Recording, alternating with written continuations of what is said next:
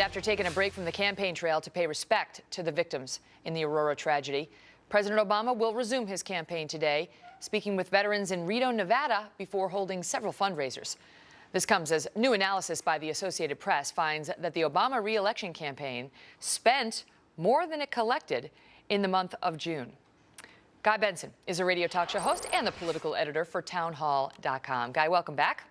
Hello, Megyn. Okay, so the Romney campaign plus the Romney Victory Fund in the month of June took in $106 million.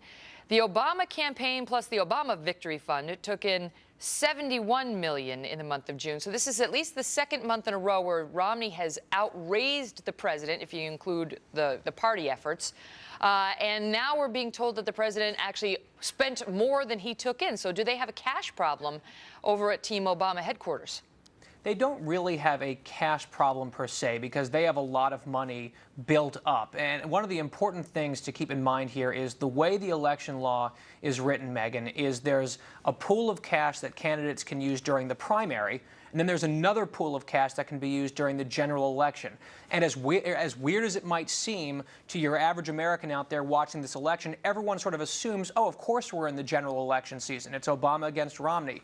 Well, not technically, not legally just yet, because it won't be the general election according to FEC law and when it comes to this spending until after each candidate officially accepts the nomination. So that means that at the moment, Mitt Romney can only spend primary money, and the same applies to Barack Obama. But because Obama ran uncontested as the sitting president, he's built up a much larger war chest of primary era, if you will, money than Mitt Romney. So at the end of last month, in the beginning of July, Barack Obama and the president's campaign still has about $72 million in primary dollars remaining, whereas Mitt Romney's only around $20 million. So there's a large advantage there for the president. Explain this, Guy, because the reports are that that the Obama campaign has been getting increasingly, pressing, let's put it that way, with top Democratic donors who were big and quick to open their pocketbooks last time around, but this time around have been more reluctant.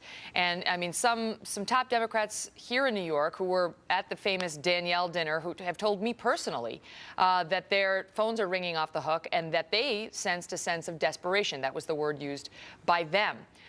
From the campaign, trying to get them to open up the pocketbooks. And the phrase was, early money is better than late money. They want the money and they want it now. They say it does much more good now versus later. Why? Well, it's because what they're raising now is for the general election, and they realize, and here's the key when we're looking at this, Megyn, the window of advantage is really closing rapidly for Obama. He has these advantages at the moment. He's outspending Governor Romney 3-1 in swing states on the air. They realize that huge number that you opened this segment with, $106 million raised in June for Romney and the RNC Victory Fund, that is going to get unleashed as soon as the convention is over in late August for the Republicans, at which point the Republicans will at least be on par with the Democrats, if not surpassing them in money. So at the moment, because of the law and the calendar, the Obama people have an advantage in spending. The reason they're starting to get desperate, in my view, Megyn, is if you look at that 3-1 spending advantage in swing states, mostly on TV ads, and one study showed it was about 3/4 of those ads were negative ads on Mitt Romney.